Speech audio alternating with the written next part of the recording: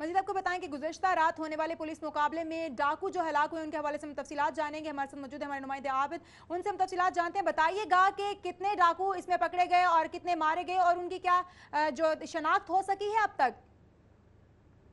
के इलाके में मौजूद हूँ। रात गए यहाँ पर एक पुलिस मुकाबला हुआ जिसमें 4 डाकू हलाक हुए हैं। अलबत्ता इस वक्त हम शहरी कासिम के घर के बाहर मौजूद हैं। उनका कहना था कि पुलिस के जो कि बताया जा रहा था कि पुलिस एहलकार हैं और सर्च ऑपरेशन के बहाने वो घर में दाखिल हुए, जहाँ पर उन्होंने अहल खाना को यरमाल मिलानी और लूट मार शुरू कर दी। इसी दौरान जो उनका अपना सिक्योरिटी गार्ड है उसने फायरिंग की, जिसके बायस डाकू जो हैं वो छत पर चढ़ गए और इसी दौरान पुलिस मौका पर पहुंची और 3 घंटे तक जारी रहने वाला मुकाबला जिसमें चारों डाकू हलाक हो चुके हैं। पुलिस के मुताबिक ताहाल डाकुओं की शनाख्त नहीं हो सकी। अलबत्ता मौका से मिलने वाले शाहिद और गाड़ी को कब्जा में लेकर मजीद तहकीकात का आगाज़ कर दिया गया है।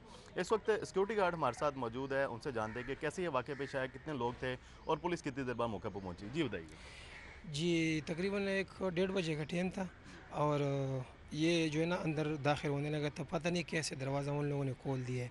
तो हमारे घर मेहमान आते जाते हैं, हमारे घर का जो है ना कितने लोग थे और क्या कह के वो घर के अंदर दाखिल हुए जी वो? चार चार लोग थे जी। अच्छा, और ये हमें पता नहीं कि दरवाज़ा किस तरीके से उन लोगों ने खोला है। ठीक है। जी, हमारे घर मेहमान आए हुए थे, वो वापस जा रहे थे, तकरीबन कोई 1:30 बजे का टाइम था।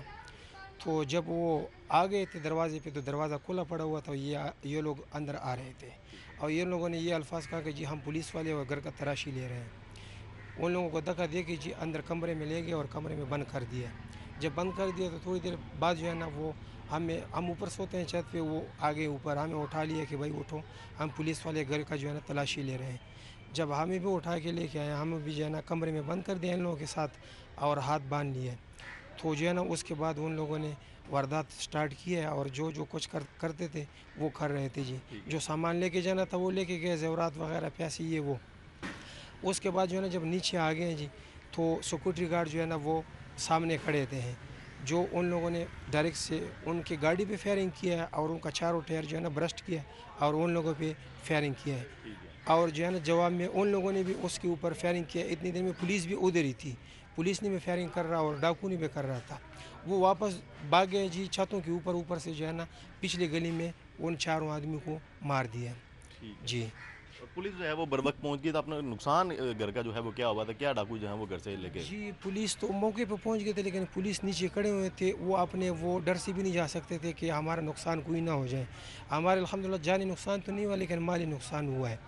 और जो है ना वो बाद में जो है ना वो ऊपर से छत में जो है ना दूसरी तरफ जो है ना दूसरों घरों में उन लोगों को मार के चले गए जी।